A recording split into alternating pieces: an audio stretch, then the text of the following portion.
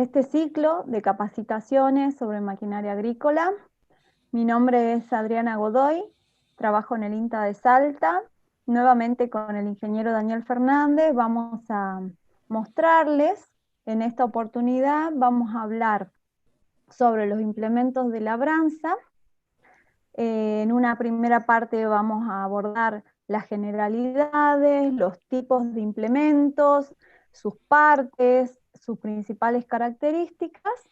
Y la semana que viene nos vamos a volver a encontrar para abordar todo lo que es el equipamiento y la regulación de estos implementos en función de las necesidades que vamos a tener en el campo. En esta oportunidad vamos a compartir una charlita, una presentación en PowerPoint para que ustedes vayan siguiendo el detalle del tema de hoy. Los dejo con el ingeniero Fernández, que les va a mostrar la primera parte. Bueno, buenas tardes. Vamos a empezar con el tema de labranza, como dijo la ingeniera Godoy. La primera parte es todo lo que se refiere a los implementos que tienen disco, y después, en la segunda parte, vamos a ver los implementos de labranza vertical. Bueno, para empezar primero con algunas cosas más generales, ¿cuál es el objetivo de hacer una labranza? Básicamente la preparación del suelo para permitir una posterior, ya sea siembra, es decir, trabajo en una sembradora, un riego o la plantación de algún otro cultivo que se deba hacer a mano. Ahora, cualquier labranza que ejecutemos sobre el suelo, y específicamente hablando de los implementos de disco, tiene un efecto sobre los procesos físicos del suelo. Es decir, ¿cuál es? Primero, aflojar el suelo para permitir la aireación, y al aflojar el suelo facilita el ingreso de agua, sea que estemos haciendo un riego de asiento o de presiembra, perdón, o que estemos captando agua de lluvia para poder sembrar. Ese es el objetivo dentro de los procesos físicos. Dentro de los procesos químicos, lo que se produce al hacer un movimiento del suelo, que se produce una mineralización de nutrientes, es decir, se lo ponen algunos nutrientes en forma más rápida para ser utilizado con el cultivo que se está por sembrar. Y dentro de los procesos biológicos, básicamente es el control de insectos y gusanos que están a nivel del suelo o en los primeros centímetros del suelo. Entonces lo que se hace es darlo vuelta, ponerlo sobre la superficie, y entonces las aves agarran y comen todos los insectos y gusanos que encuentran. Entonces es común que ustedes encuentren, que vean un tractor rastreando y por atrás están las aves depredadoras, que son los que están comiendo. Pero además de la reducción de plaga, es también la eliminación de maleza, es decir, las malas hierbas, de manera de que cuando vayamos a hacer la implantación del cultivo de renta, o el cultivo que queremos hacer, no tengamos maleza en superficie. Eso sí, tiene algunas cuestiones la labranza que perjudican, como que se acelera, por ejemplo, la degradación de la materia orgánica dentro de los procesos químicos, y dentro de los procesos físicos aumenta el riesgo de erosión al mover el suelo. Queda más propenso, si el suelo no está bien nivelado o tiene altos, bajos, cualquier lote es fácil encontrar eso, aumentan los riesgos de erosión. La próxima.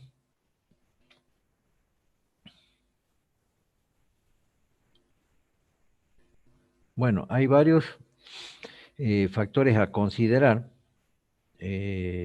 para la selección del sistema de labranza que vayamos a utilizar. Primero, el clima, obviamente. Recién yo les mencionaba el hecho de que si el suelo al estar movido, se pueden aumentar los riesgos de los procesos erosivos. Más aún cuando estamos en época de verano. No se olviden que nuestras lluvias están concentradas de noviembre a marzo. entonces es muy fácil de que podamos tener procesos erosivos. ¿Mm? Primero es el laminar, que es el primero que se produce, ¿no es así? La cárcava ya sería el último, que la cárcava o una zanja. ¿Mm?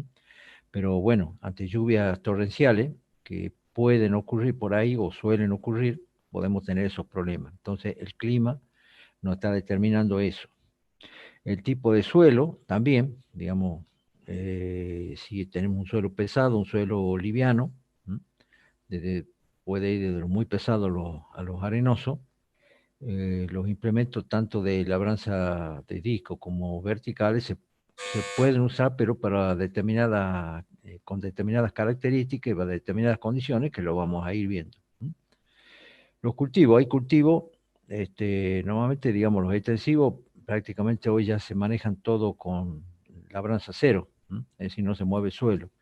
Pero sí, hay muchos cultivos hortícolas, como por ejemplo la papa, batata, cebolla, zanahoria, es decir, que se desarrollan dentro del suelo, entonces se hace necesario hacer una cierta remoción para prepararlo.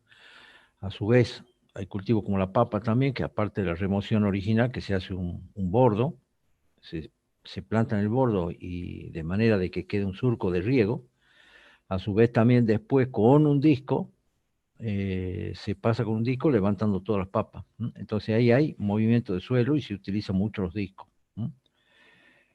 Eh, la topografía, bueno, la topografía tiene que ver, hemos dicho, con el tema de la cuestión de la erosión. Si tenemos, digamos, el suelo no está sistematizado o tenemos ciertas pendientes, bueno, ahí los discos hay que olvidarse. Es decir, hay que trabajar con labor vertical y si estamos en un cultivo extensivo, directamente siembra directa. Otra cuestión interesante también que hay que tener en cuenta es los requerimientos energéticos que necesitamos, porque que ya lo vamos a ir viendo en cada uno de los casos, sea disco o sea púa, porque necesitamos distintos de acuerdo a los tamaños que tenemos, ¿no es decir? Y la potencia que vamos a ir, que se requiere, pero digamos son cuestiones, factores que tenemos que tener en cuenta antes de la selección de qué tipo de labor vamos a realizar, etcétera. La próxima.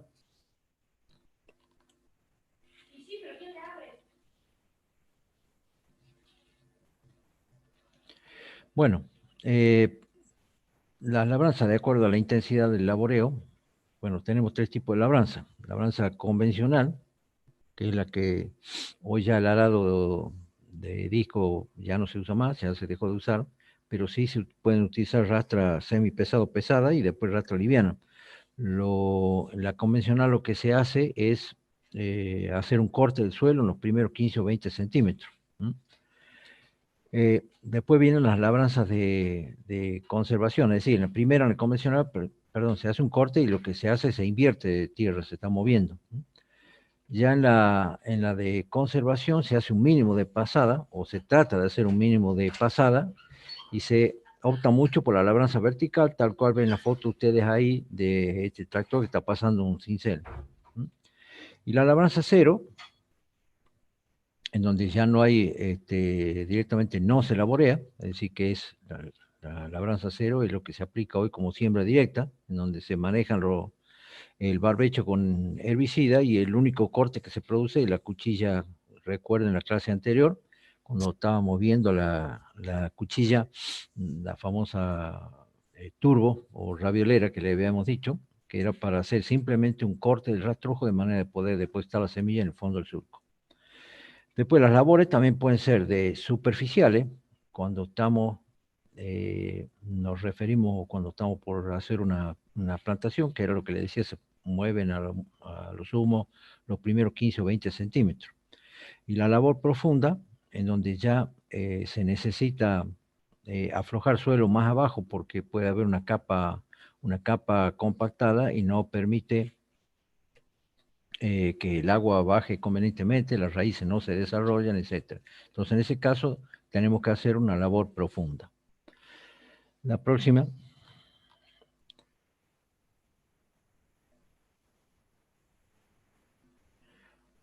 Bueno, veamos ahora, nos centremos en lo que habíamos dicho de la labranza convencional, en donde se hace movimiento de suelo, ¿no? Es decir, que se invierte parte del pan de tierra, ¿no? Ya algo habíamos dicho, que el efecto sobre las propiedades físicas era básicamente una aireación del suelo y permitir captar agua, ¿no? El agua de lluvia, ¿no? Es decir, almacenar agua para poder sembrar.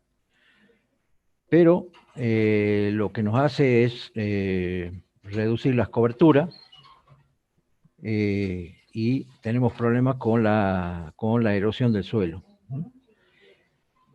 Eh, y bueno, sobre las propiedades químicas, ya habíamos visto que lo que se hacía era, básicamente el problema está en la degradación de la materia orgánica. Las labranzas secundarias simplemente son para terminar preparación de suelo o para control de malezas. La próxima.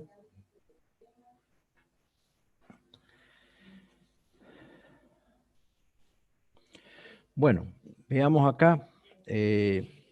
Yo mencioné recién que dentro de los elementos de disco estaban los arados de disco, que ya no se usan más, o los arados rastra. ¿M? Por eso no lo hemos puesto acá directamente, empezamos con las rastras, porque ya se han dejado de utilizar. ¿M? Pero se los menciono simplemente para que sepan que existen. Bueno, de las rastras de disco, ¿cuáles son las características que tienen? Una, la gran capacidad de trabajo por ancho de labor y velocidad, básicamente cuando son de arrastre, y hay rastras de bastante ancho que se utilizan hoy. La segunda cuestión es que penetran por su propio peso. ¿Mm? A diferencia del arado de disco que le mencioné, las rastras trabajan en posición vertical. ¿Mm? Es decir, que no tienen un ángulo de entrada. Y el ángulo de corte se modifica con la variación del ángulo que forman los ejes de cada cuerpo. ¿M? Y la penetración está determinada por el peso, como dice ahí, el diámetro de los discos y su concavidad, ¿m? Porque al ir variando el diámetro también varía el peso del disco, la velocidad de trabajo que estemos trabajando, es decir, a menor velocidad vamos a lograr mayor penetración, y por el otro lado, el ángulo que hay entre los cuerpos. Como desventaja tiene que produce una capa compactada por debajo de la zona de trabajo, ¿m? Que habíamos dicho que puede ser entre los 15 centímetros, los 20 centímetros. ¿M? Eh, como penetran por acción de su propio peso, es frecuente que se produzca este tipo de compactación, principalmente por la fuerza de compresión que realiza el lado convexo del disco contra el suelo. Y se utilizan básicamente para hacer una labor eficiente y poderlo hacer correctamente con baja humedad, como está señalado ahí arriba, suelo con alto contenido de humedad, y en baja humedad y en alta velocidad lo que hacen es pulverizan el suelo, más aún cuando es el suelo más liviano es, peor es el trabajo de pulverización que hacemos. La próxima.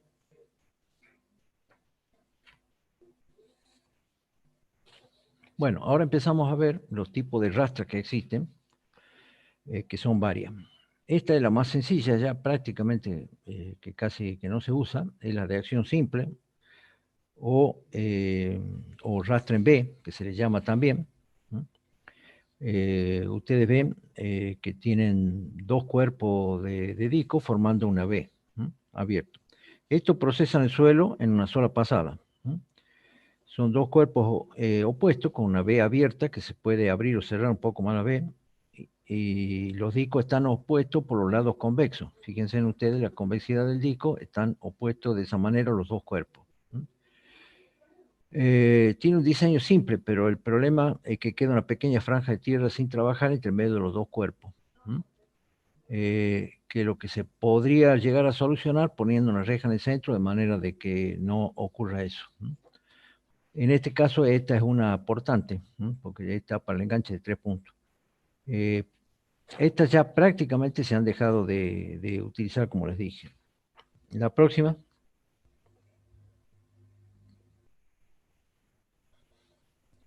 Bueno, acá tenemos otro tipo de rastra, que esta es una rastra en tándem o de doble acción, como se llama. Acá el suelo es procesado 2 veces por pasada. ¿Por qué? Porque tiene 2 cuerpos de disco, uno adelante y otro atrás, que están colocados también en un ángulo en B. La orientación de la concavidad de los discos posteriores es opuesta a la de los anteriores. Si ustedes se fijan, la concavidad de los delanteros está hacia un lado y la de los traseros está hacia otro. ¿Esto por qué es? Que con la primera pasada, es decir, cuando pasa el cuerpo delantero, la tierra está lanzada hacia afuera de los anteriores, y cuando pasa el trasero lo vuelve hacia adentro. Acá también puede ocurrir que nos quede una pequeña franja sin laboreo, pero lo que se puede hacer, porque esta sí permite, es, además del cruce, que eso lo vamos a ver la próxima semana, es acercar más los dos cuerpos dándole un cierto cruce, entonces se logra una superposición, es decir, sería como hacer casi una rastra desencontrada. Entonces no haría falta incorporar esa pieza en forma de cincel para que quede el suelo laboreado. La próxima.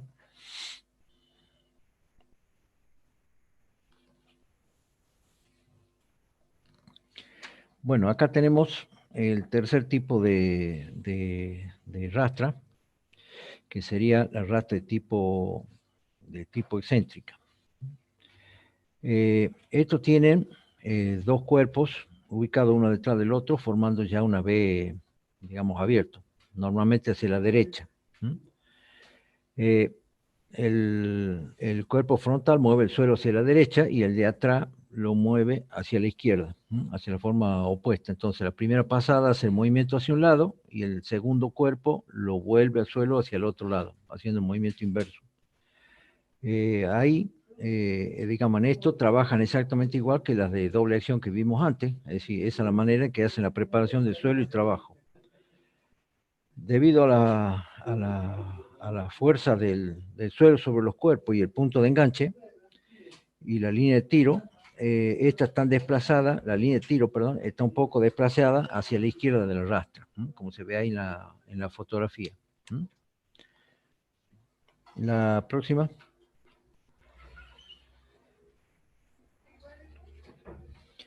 Bueno, los tipos ¿qué tipo de rastra tenemos? Según el peso, tenemos liviana, semipesada y pesada. El peso está dado, obviamente ya vamos a ver las partes componentes de la rastra, pero básicamente está dado por el chasis, es decir, cuanto más ancha, más pesada, porque tiene mayor cantidad de chasis, ¿no es así? Y por el tamaño de los discos, es decir, los discos también varían de acuerdo al peso. Entonces, rastra más grande tiene más disco, más cuerpo, tiene más peso. Pero también están lo que se llaman las rastras integrales o portantes, es decir, que están conectadas al enganche de 3 puntos del tractor. Esas normalmente son todas rastras livianas, con menos de 50 kilos de peso por disco y no tienen rueda de transporte. Y después están las de arrastre, que son como las que están en la fotografía, o las anteriores excéntricas que estábamos viendo, que están conectadas a la barra de enganche del tractor.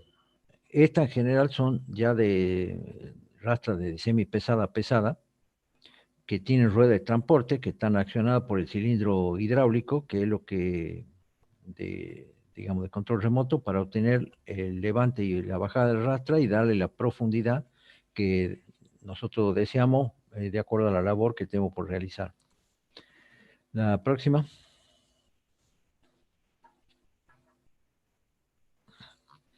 Bueno, empezamos ahí con las partes.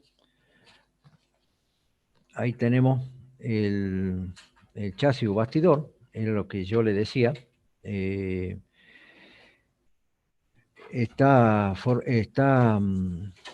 chasis o bastidor está formado por, se lo arma con dos hierros en U que están soldados. Con esa forma, con doble soldadura, de esa manera armamos el chasis. De acuerdo al espesor, y porque cada una de esas planchas tiene un espesor, va a ir dando un mayor peso. Y obviamente que cuanto más grande sea la rastra, mayor peso también vamos a tener, obviamente. La próxima.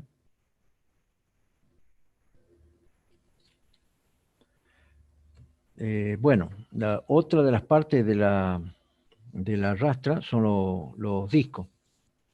Ahí ustedes ven los dos tipos de discos que podemos tener, es decir, disco liso y disco dentado. Los discos dentados permiten un mejor corte de maleza. El disco se suelen combinar, por ahí muchas rastras van, un cuerpo va con disco liso y otro cuerpo va con disco dentado, o directamente van los dos con disco dentado.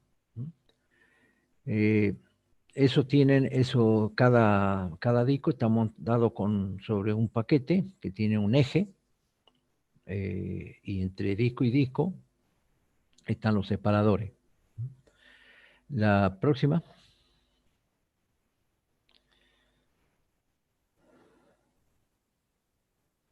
Bueno, por otro lado están unos aditamentos que son limpiadiscos, que es básicamente un hierro que está puesto sobre la parte superior del chasis, que lo que hace es, cuando estamos trabajando en condiciones de mucha humedad o mucho rastrojo, muchas veces el suelo queda agarrado en la concavidad del disco, que ahí se lo están señalando con esa flecha. Entonces lo que hace es ir limpiando los discos, porque si no eso se hace toda una masa y después la rastra ya se llena tanto de tierra húmeda, mojada, que directamente es un rodillo. Es decir, va rodando sobre el suelo y entonces los discos se traban y no van cortando. Cosa muy común que encontramos en el campo es que lo primero que hacen, empiezan a perder los limpiadiscos y se lo sacan a todo. Error que no deben cometer, porque pueden tener problemas cuando estén haciendo labores, más cuando tenemos un suelo que hemos hecho un riego presiembre, hay que levantar el riego con una rastra, o estamos sembrando con demasiada humedad, o haciendo un laboreo con demasiada humedad, los limpiadiscos sirven justamente para eso. La próxima. Bueno, habíamos dicho que entre la separación de disco y disco están los separadores, que en la parte inferior, ustedes lo pueden ver, está esa foto, es foto, no un esquema, la foto real, donde están los dos separadores, y en el medio está la caja de disco. Entonces, reiteramos, había dicho que los discos están montados sobre un eje y se mantienen equidistantes entre sí por los separadores que se va poniendo entre disco y disco, y que se adaptan estos separadores a la curvatura del disco. Todo este conjunto se mantiene rígido y está ajustado y gira todo solidariamente.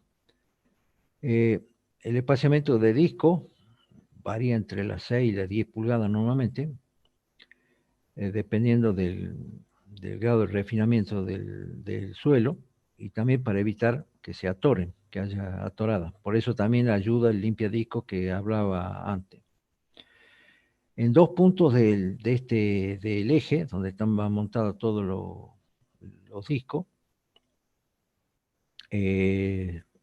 dos puntos de estos están montados sobre el chasis, sobre un cojinete o buje que permiten el libre giro del cuerpo y absorben todas las fuerzas axiales que transmite el bastidor. Pueden venir cajas de disco con rublemanes comunes en grasa, que ya casi no están quedando porque se ha modificado todo por caja de Ruleman en baño de aceite, que tiene su grande ventaja. ¿Por qué? La otra era Rulemane, que por más perfecto que sean los cierres y las tapas de las cajas, muchas veces por ahí pasan las horas, se olvidan del engrase y se empieza a llenar de tierra, ¿no? Entonces se rompen los rulemanes. Para eso se diseñaron todas las nuevas rastras, ya vienen con, o casi todas vienen con cajas en baño de aceite. Esas son blindadas, cerradas totalmente y no tienen, hay que olvidarse el mantenimiento, es decir, no hay que estar haciendo engrase como las otras, ¿no? Y eso nos asegura, digamos, trabajar tranquilo y una mayor vida útil del rodamiento. No quiere decir que no haya que cambiarlo, pero dura muchísimo, ¿no? Ustedes ven en la parte superior, esta que está puesta acá, es una caja justamente en baño de aceite, y en la parte superior se ven los puntos de cierre de esa caja, justamente tiene, los rulemanes están adentro, está todo con aceite, un tapón para el llenado, y lo que hace son todos aros, son todos sellos que impiden la salida del aceite y la entrada de tierra desde afuera. La próxima. Bueno, acá vemos otras partes de la rastra. Primero hacia el lado superior derecho, el enganche. Estas son barras de tiro que van directamente, digamos, elementos de tiro que van arrastrados por el tractor, ¿no? Que pueden ser, se pueden graduar a la altura para adaptarse al tiro del tractor, ¿no? Sin que pierda la posición horizontal al momento que va tirando la rastra, ¿no? Después vemos también en la otra flecha, en la superior izquierda, ahí para poder hacer la regulación en los cruces de los cuerpos, que eso lo vamos a ver en detalle la próxima semana cuando veamos la regulación. Y por último, la que está en la foto, la inferior izquierda, es la rueda. La rueda va montada normalmente sobre un balancín, tiene obviamente un ruleman ahí adentro sobre el eje, y esa es la que le permite, cuando se levanta con el hidráulico la arrastra, es para transporte, y si no se la baja y es la que nos permite dar la profundidad. La próxima.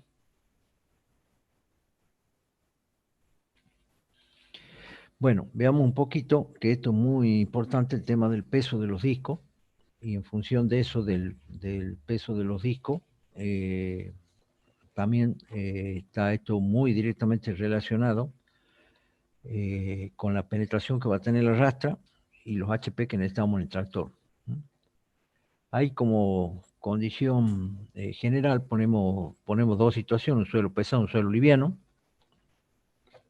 En suelo pesado, los discos varían, si tenemos o no tenemos rastrojo, entre 60 y 80 kilos de peso por disco. Y en un suelo liviano, normalmente están entre los 50 o 55 kilos. Normalmente, los discos también se manejan, esto del peso se manejan también por pulgada, es decir, el tamaño está dado en pulgada, que normalmente ya rastras de disco de 22 pulgadas ya no hay, no existen casi, y arrancan en 24 pulgadas normalmente. Que 24, las rastras que manejan discos de 24 pulgadas son rastras normalmente más chicas, de poco ancho de labor, de 2,5 metros, 2,8 metros aproximadamente. Para tener una idea general, más o menos van a necesitar entre 60 y 70 HP para mover esa rastra. Dependiendo obviamente el número de disco y de cuerpo que tenga. Después, el otro disco que se utiliza, el disco de 28 pulgadas, que ya esos ya van en rastra más ancha, rastra de arriba de 3 metros de ancho, y bueno, de ahí dependiendo de la cantidad de cuerpo y disco, arrancamos más o menos en los 80 HP hasta los 100 HP con esa pulgada de disco. Y después ya vienen las rastras, los discos que son para ya labores semi-pesadas, pesadas, que son discos de 32 pulgadas, de 36 pulgadas, es decir, son discos grandes y que obviamente tenemos mayores anchos de labor, es decir, de 3,5 metros hacia arriba. Entonces ahí ya tenemos que pensar en tractores de 80 caballos para arriba, 80, 90, 100, 110, 120 caballos, ¿no? Dependiendo de la cantidad de disco, ¿no? Eh, si, si en lugar de verlo a los HP que necesitamos en pulgadas de los discos que estamos usando, lo podemos ver en la cantidad de discos que tiene el cuerpo, de lo que le estaba diciendo. Bueno, cuando estamos más o menos en rastra, ya estoy hablando ahora ya de rastra de mayor ancho de labor, es decir, arranquemos de 3,5 metros para arriba. Si tienen 32 discos la rastra, más o menos vamos a estar necesitando unos 90, 95 HP para poder mover esa rastra, para hacer un buen trabajo, obviamente. No nos olvidemos que siempre no podemos ir justo, tenemos que tener holgado porque siempre hay un patinamiento normal del tractor en el suelo. Si hablamos de una rastra de 4 metros aproximadamente de labor y con 36 discos, y ya estamos hablando de los 100, 110 HP. Y rastras de 4,5 de ancho de labor con 40 discos y ya estamos cercanos a los 115, 120 HP. Y si estamos hablando de rastras de cerca de 5 metros de ancho con más de 40 discos, y ya estamos hablando cerca de entre 120 y 130 HP. Esto es para que tengan una idea más o menos general de las características y de los HP que necesitamos, porque es muy importante tenerlo en cuenta. Las condiciones de uso, básicamente, como para terminar un poco en general con las labores de la rastra, si estamos en el suelo duro, tenemos que aumentar el ángulo de cruce, ¿no? Y si está en suelo húmedo, por el contrario, disminuimos, ¿no? Para evitar atoramiento, que veníamos hablando del atoramiento cuando le dije el rascador, ¿no? Si necesitamos hacer un trabajo profundo, tenemos también que aumentar el ángulo, ¿no? Bueno, estos son cuestiones, yo no voy a profundizar ahora porque esto lo vamos a ver la próxima semana, cuando, cuando veamos el tema de la regulación. Ahí lo vamos a ver con mayor detalle, cómo hacemos, cómo cambiamos el ángulo de cruce, cómo cruzamos los paquetes de disco, etcétera. Bueno, ahora la ingeniera Godoy va a seguir con lo que es labranza vertical. Perdón, Daniel, te Sí, quería hacer tengo unas preguntitas y sí. quería que se las podemos responder ahora. Bueno, sí, sí. ¿Sí? Una consulta con respecto al dibujo de la cubierta en un Sí. implemento. ¿Qué importancia tiene? Bueno, normalmente se utilizan cubiertas agrícolas, ¿no? Que son las que tienen los canales. Lo que pasa es que depende el tipo de rastra, es el tamaño de la llanta que va a tener y la cubierta. Normalmente son cubiertas de tamaño 600 por 16, la más común que se utiliza en rastra, pero hay más grandes. Y ustedes vieron ahí, si se acuerdan, en alguna de las fotografías que pasamos, incluso hay algunas rastras que son ya semi pesadas y que tienen muchos discos, que trabajan ya con cubierta con taco, ¿no? Es decir, para evitar patinamiento y tener mucho mejor tracción, pero eso está dado por la cantidad de discos que tiene y el peso del rastra. Hay casos, yo no me referí, pero bueno, ya que estamos y ampliamos los conocimientos, las rastras que se utilizan, que son rastras extra pesadas, que son las rastras que se utilizan en el desmonte, después que se hace el cadeneo y se amontona, pasan esas rastras, pero eso es para sacar tocones. En ese caso, las cubiertas que se utilizan, porque es común que esos tocones quedan, o pedazos de tronco quedan salidos y se incrustan en la cubierta y se rompen. Lo recomendable en ese caso es comprar las cubiertas que son desechadas de los aviones, que son cubiertas de muchísimas capas que no se pinchan nunca, entonces no obviamos ese problema. Son caras, pero vale la pena.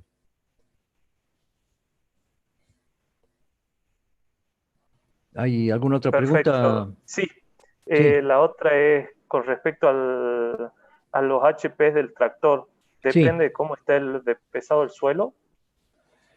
Sí, bueno, obviamente que eso, bueno, en la próxima vamos a profundizar, pero no lo dejemos en el aire. Obviamente que en el suelo pesado vamos a necesitar más HP porque estamos cruzando mala rastra. ¿No? Entonces, a igualdad de ancho de labor de la rastra, vamos a suponer que estamos con una rastra de 4 metros, por ejemplo, por poner simplemente un ejemplo, y 32 discos, yo había dicho que necesitamos más o menos entre 100 y 110 HP para poderla mover. ¿M? Si estamos con un suelo liviano donde estamos con poco cruce y capaz que con 95 HP la movemos bien en la rastra, pero si está en un suelo muy pesado o muy húmedo y vamos a necesitar los 110 HP. ¿Alguna otra pregunta?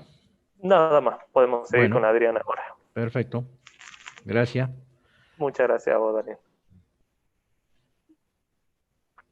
Bueno, vamos a continuar entonces para seguir mostrándoles un poquito cómo se trabaja el suelo, y en esta oportunidad vamos a mostrar de qué se trata la labranza vertical. Todo lo que el ingeniero Daniel Fernández les explicó hasta el momento implicaba la remoción de una capa del suelo, ¿sí? Invirtiendo esa capa de distintas maneras. Como ejemplo principal o como implemento principal de la labranza vertical tenemos el cincel.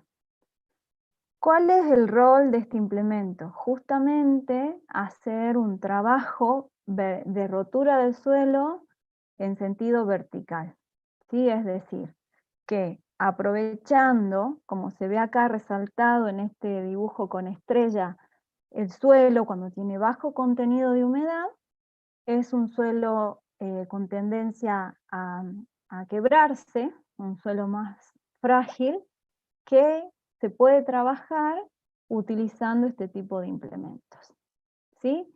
En este caso, el Silcel lo que permite y que se considera como ventaja es mejorar la penetración del agua, por lo tanto, si puede entrar más agua, podemos conservar esa humedad, ¿sí? ¿Cuál es el principio de trabajo de un cincel?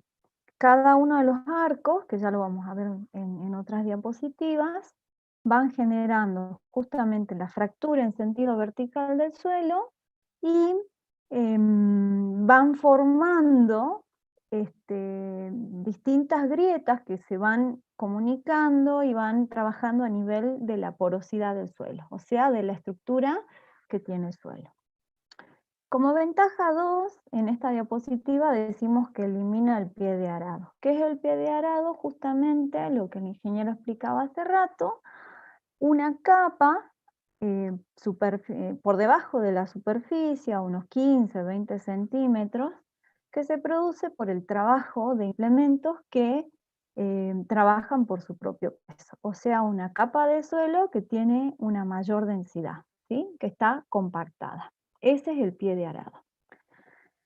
Otra ventaja es que conserva los residuos en superficie, es decir, si solo hacemos una labranza vertical, no hay inversión del pan de tierra, por lo tanto, los residuos superficiales se conservan.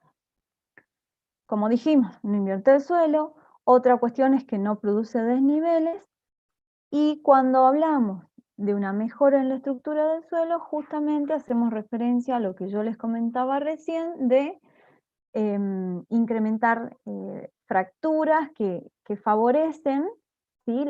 Aumentar la porosidad del suelo. Es decir, los poros más grandes, los que llevan aire, los que llevan agua dentro del suelo, que son como canales que van comunicando distintos poros en el suelo, son más frecuentes con este tipo de labranza. O sea que acá tenemos la primera diferencia con respecto a las rastras. La trabajamos con bajo contenido de humedad en el suelo.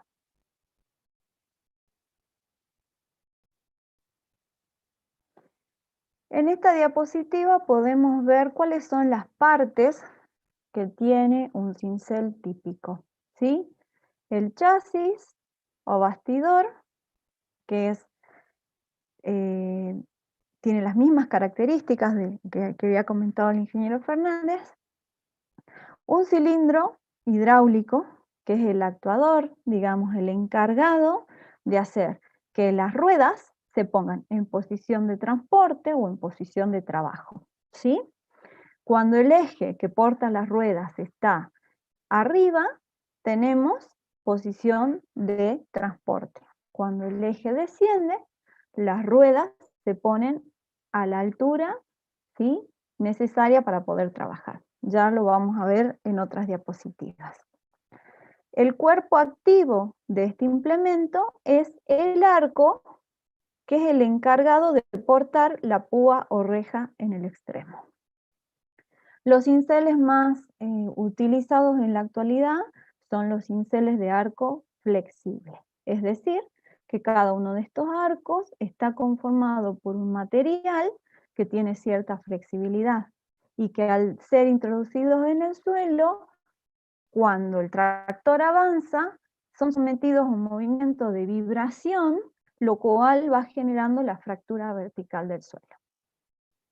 Los primeros cinceles que se utilizaron eran rígidos, ¿sí? Estaban formados por una reja rígida que tenía una, por valga la redundancia, otra reja en el extremo, pero que no eran flexibles, es decir, de materiales justamente rígidos.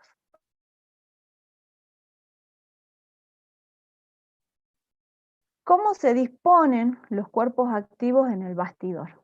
Tenemos distintos tipos de bastidores. El que se encuentra en la parte derecha inferior es un bastidor de estilo rectangular, mientras que el que se encuentra en la parte inferior izquierda es un bastidor en B.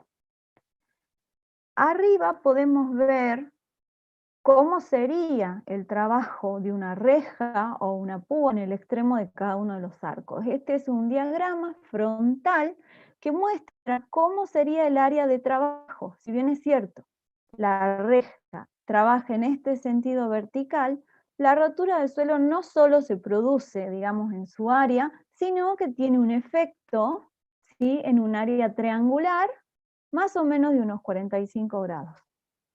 Ese es el efecto que se potencia cuando hacemos el arreglo apropiado de los arcos. Es decir, que si viene una reja vecina, tiene que trabajar el área que no trabajó la anterior y hasta podemos hacer superposición.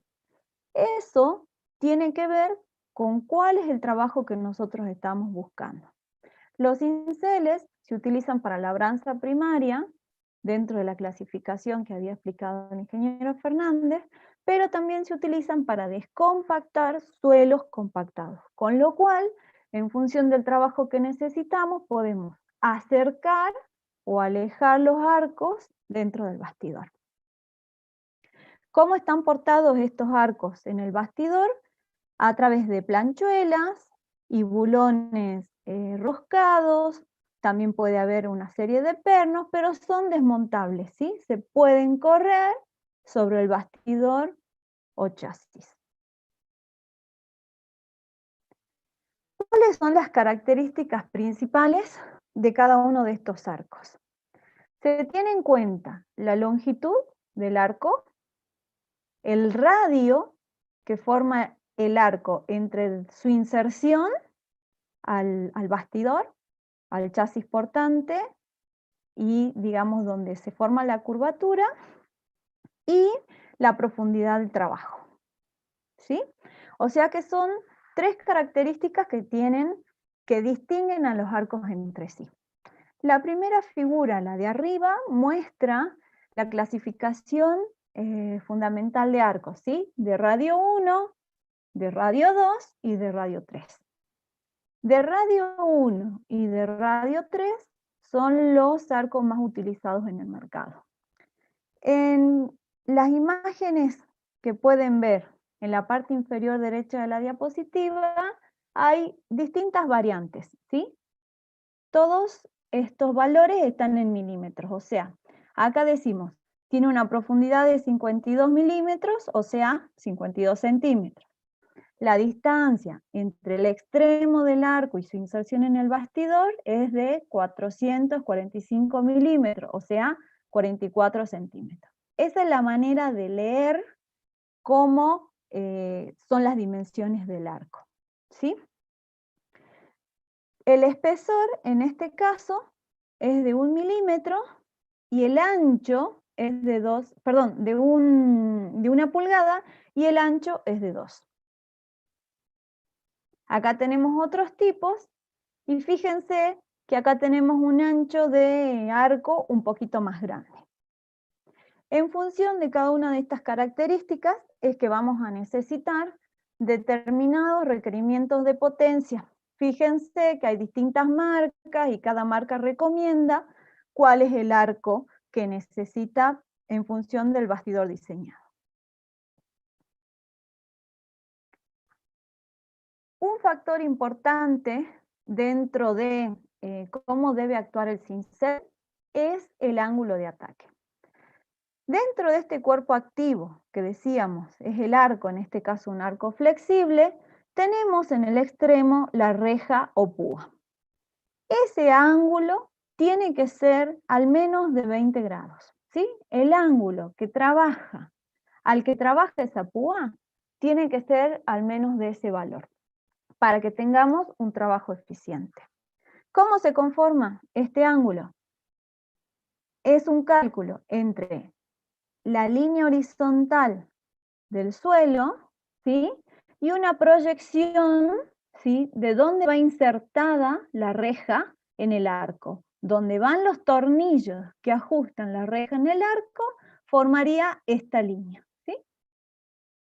¿Qué es lo que se busca para tener un buen trabajo? Que la profundidad de trabajo sea un 20, un 25% mayor que el radio, ¿sí? O sea que si nosotros tenemos las características técnicas del arco, del cincel que tenemos, podemos saber cuál va a ser la profundidad apropiada de trabajo.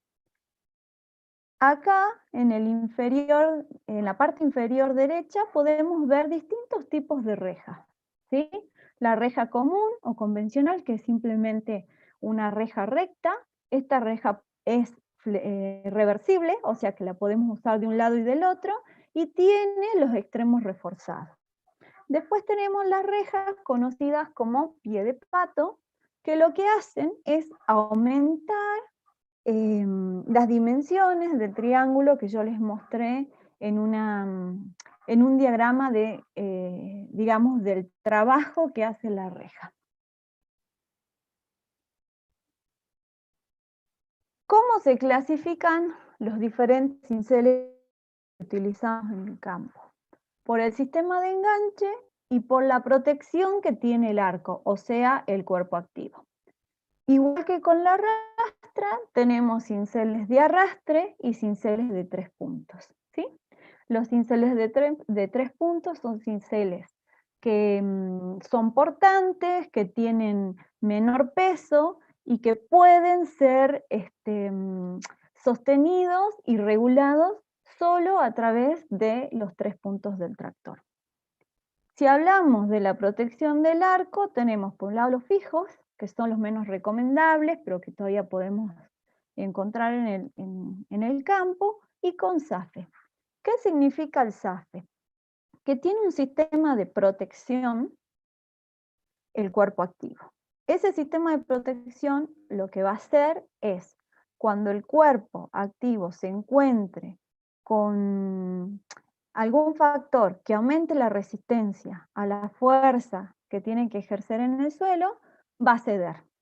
Tenemos un tipo de amortiguación con fusible, con SAFE automático y simplemente con fusible que no es amortiguado. ¿Qué es lo que se utiliza como fusible? En la mayoría de los casos, un bulón que está unido al bastidor y que cuando el cuerpo encuentra resistencia mayor a la que puede soportar, ese bulón se corta. Entonces el cuerpo cede y no se rompe. En la próxima diapositiva tenemos una explicación del SAFE automático. Cuando el arco se da con un obstáculo, por ejemplo una piedra, un tronco, que no puede vencer, que no puede romper, lo que hace el SAFE es mover el arco hacia atrás y hacia arriba, ¿sí?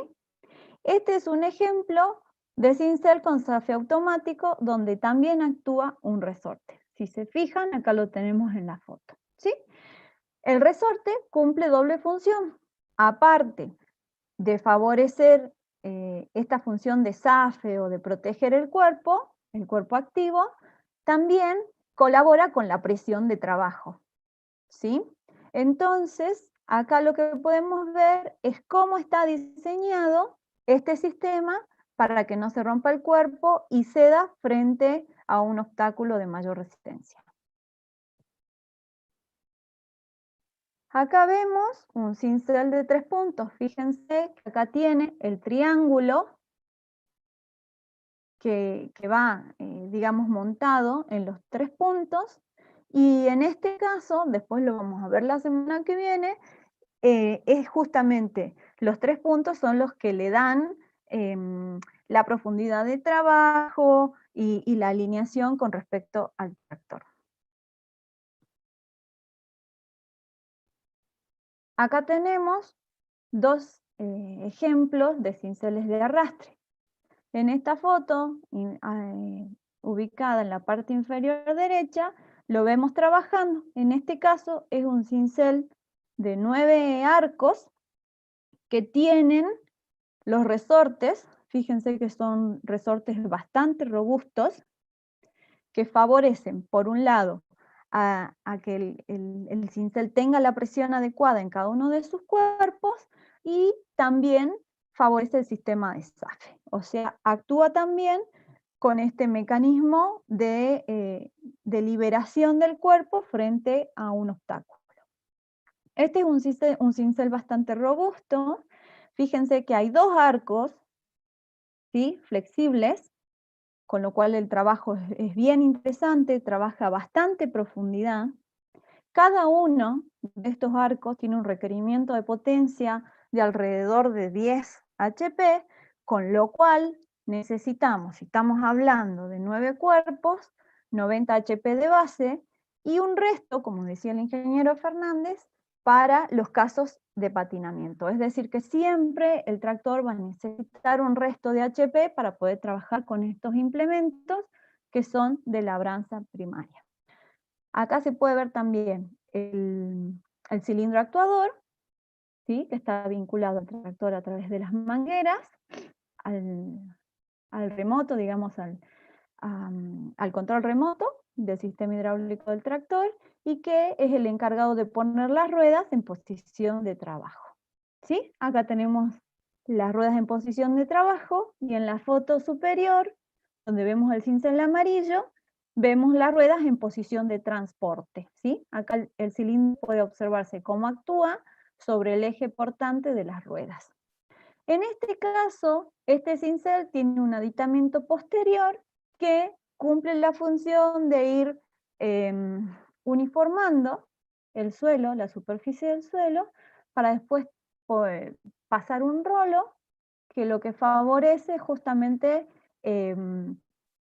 uniformar esa superficie y hacer que estos terrones que se ven aquí en la foto de abajo sean más pequeños y quede de una manera más uniforme.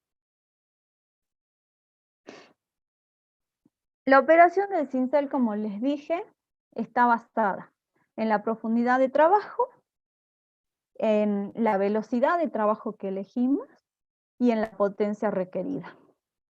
Es muy importante respetar las velocidades de trabajo apropiadas.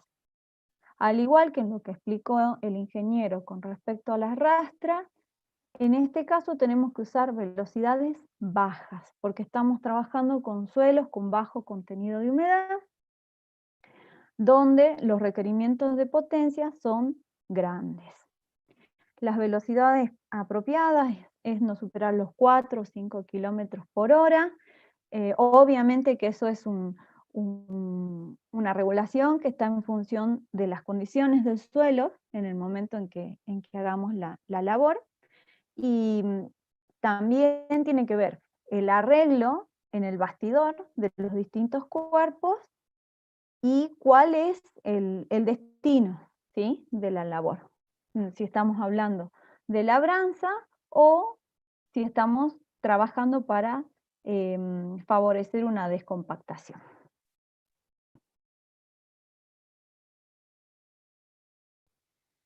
Cuando hablamos de labranza vertical, existen también una serie de variantes. Nosotros en esta charla queríamos mostrarles los implementos básicos, los principales, los que se utilizan actualmente. ¿Sí? Una variante de labranza vertical es el cultivador de campo. ¿Qué es lo que tiene de diferente?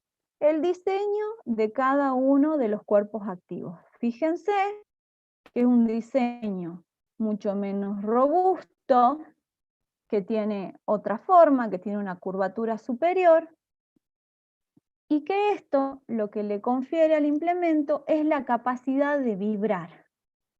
Estos arcos vibran cuando son introducidos en el suelo y en función de qué órganos de trabajo elegimos van a hacer una labor u otra. Fíjense que tenemos rejas comunes, más cortas, más largas, tenemos rejas pie de pato, tenemos otras rejas que tienen escotaduras, ¿sí?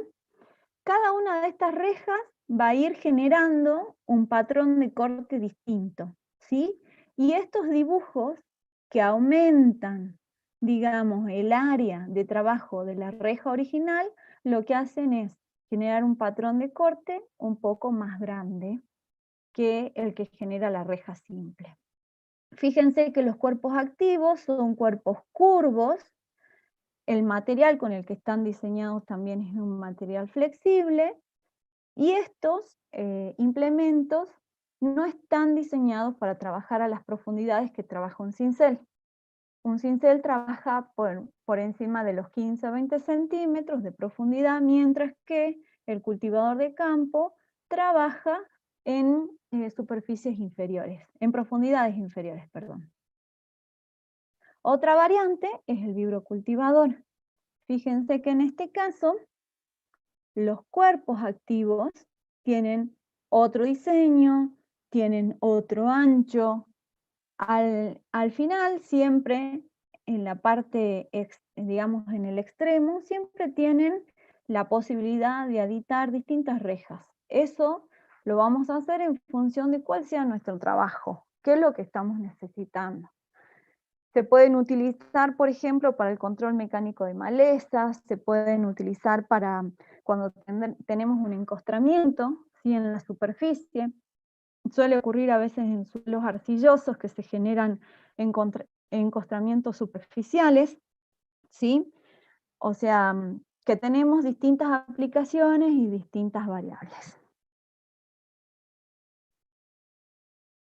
En este caso tenemos un vibrocultivador, ¿sí?, un poquito más grande, que tiene bastidores plegables, digamos. Este es otro bastidor, este es otro bastidor, que lo que hace a través del sistema hidráulico es inclinarse a la posición de trabajo y aumentar el área de trabajo. Fíjense que este vibrocultivador en los extremos tiene rejas tipo pie de pato, con lo cual, digamos, puede aumentar el área de trabajo y el patrón de corte.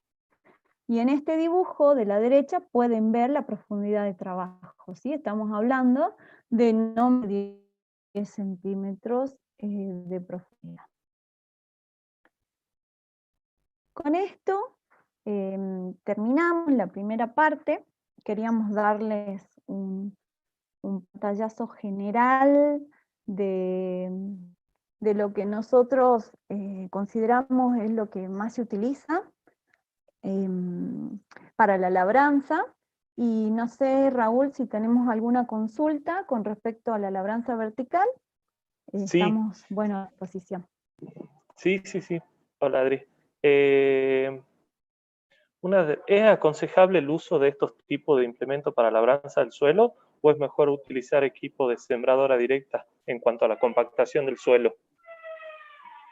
Y esa es una buena pregunta porque es una decisión de compromiso. La siembra directa es muy recomendable porque justamente tiene este efecto de lo que explicaba Daniel al comienzo de labranza cero. Es decir, que no hay un disturbio en el suelo y no hay remoción de la materia orgánica de las primeras capas, que es la más valiosa. Pero la siembra directa también tiene el efecto de la compactación subsuperficial, porque por lo general se utiliza en grandes extensiones donde los equipos que se utilizan son cada vez más pesados. Los equipos de siembra, los equipos de cosecha, con lo cual, con el correr de los años, se van generando capas más adensadas en profundidades subsuperficiales. Con lo cual, digamos, también es necesario a veces hacer labranza vertical para romper esas capas, digamos, compactadas. Lo que quiero decir con esto es que según cuál es la situación de nuestro sistema productivo, es recomendable una situación o la otra. Siempre tenemos que tender a conservar la estructura del suelo, a conservar sus propiedades físicas, sus propiedades químicas y sus propiedades biológicas. Y también vamos a depender del tipo de suelo que tenemos, ¿no es cierto? Así que todo es un equilibrio. Siempre tenemos que buscar la solución que aporte más al equilibrio general del sistema que estamos trabajando. No sé si hay otra Bien. consulta. Sí, sí. Y en labranza convencional, ¿cada cuánto tiempo es recomendable hacer uso del cincel? Y depende cuál es el destino de ese lote que estamos labrando, ¿sí? Cuando es necesario hacer una labranza todos los años, porque hablamos de cultivos que son anuales, siempre se recomienda la labranza vertical por encima de otro tipo de labranza, ¿sí? Pero es necesario a veces llegar a una cama de siembra que nos dé el desterronado y el trabajo fino que hace la rastra. Entonces, en ese sentido, si es inevitable usar los dos implementos para llegar a la condición que necesitamos para la siembra, lo que recomendamos es hacerlo de la manera, digamos, más conservacionista posible. Es decir, respetar el momento en que usamos la rastra y el momento en que usamos el cincel. Nosotros les dijimos cuándo se utiliza una rastra en función del contenido de humedad del suelo, cuándo se utiliza un cincel. Por ejemplo, si tenemos alto contenido de humedad, no vamos a tener resultados si utilizamos un cincel, justamente porque no vamos a tener el efecto de quebradura en el suelo que se produce cuando estamos, digamos, con el contenido de humedad que necesitamos. O sea que cada situación es como una decisión en función de cuál es el destino de ese lote que estamos trabajando. Perfecto. No sé si querés comentarle un poquito de la semana que viene, de qué es el tema que vamos a tratar. Sí, bueno, en primer lugar agradecerles a acompañarnos nuevamente.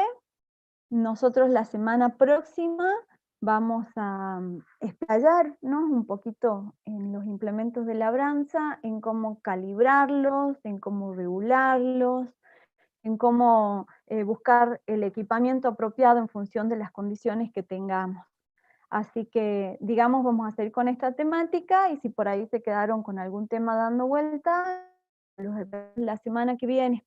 También les quería contar que todos los videos explicativos que se muestran en las charlas van a estar disponibles en todas las redes en las que el INTA está, para que puedan verlos con detalle digamos, sacarse todas las dudas que puedan haber quedado y bueno, siempre estamos abiertos al intercambio y a las consultas con el ingeniero Fernández.